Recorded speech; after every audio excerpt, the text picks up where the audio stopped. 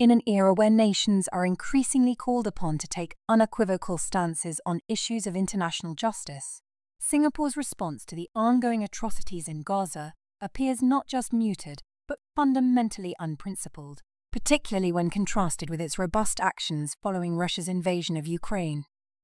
The parliamentary session on 7 August 2024, where Minister for Foreign Affairs Dr. Vivian Balakrishnan outlined Singapore's position on the escalating conflict in Gaza, reveals a cautious approach that seems woefully inadequate given the gravity of the situation.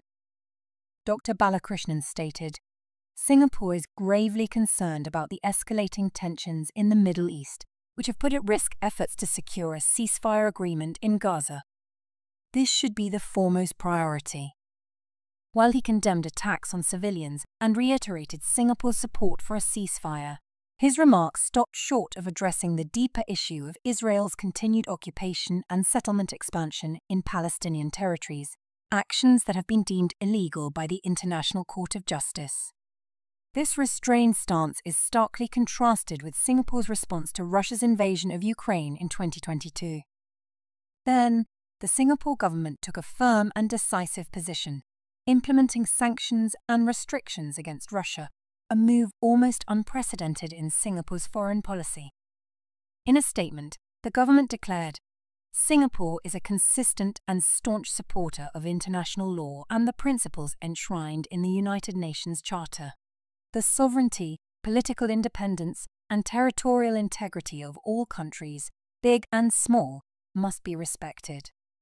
Singapore takes any violation of these core principles seriously, as they are fundamental to the survival of Singapore, a small state." Singapore's actions following Russia's aggression were clear and forceful. The government imposed export controls on items that could be used as weapons or in offensive cyber operations, and targeted financial measures against Russian banks and entities. These sanctions were designed to constrain Russia's capacity to conduct war against Ukraine and undermine its sovereignty. In contrast, Singapore's response to Israel's actions in Gaza has been far less decisive.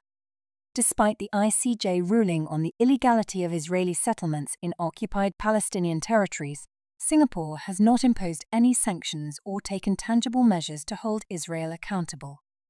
The continuation of normal diplomatic and trade relations with Israel, coupled with the refusal to disclose details about possible defense or military-related trade, sends a mixed message. In response to the Ministry of Foreign Affairs' statement that it would not divulge details of defense sales for national security reasons, it is worth noting that Israel is not subject to any UN sanctions. Thus, the MFA's refusal to provide clarity on this matter does little to dispel the suspicion that Singapore's economic and strategic interests may be prioritized over moral and humanitarian concerns. This disparity in responses raises important questions about Singapore's foreign policy principles. If Singapore can impose sanctions on Russia for its violation of Ukraine's sovereignty, why has it not taken similar actions against Israel, whose occupation of Palestinian land has been condemned by the ICJ and the international community? Is Singapore's commitment to international law and justice selective, driven by geopolitical considerations rather than consistent moral principles? Former President Halimah Yacob's recent remarks further highlight this moral inconsistency. Expressing her distress over the ongoing violence in Gaza, she noted, "The muted and weak protestations over the gross inhumanity happening in Gaza are appalling. Stand on the side of humanity." Her words resonate with many around the world, including citizens in Singapore who are disillusioned by the global community's failure to hold Israel accountable for its actions, contrasting sharply with the swift and decisive response to Russia.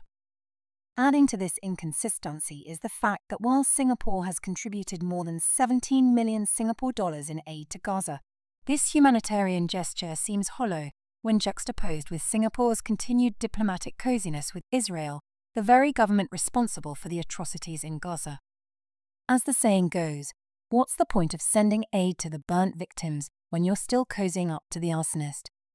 One of the most concerning aspects of Singapore's stance is Dr. Balakrishnan's characterization of the genocide in Gaza as a family quarrel. This statement, made in July 2024, trivializes the immense suffering inflicted upon innocent Palestinians by the Israeli government, which many around the world have labelled as genocidal.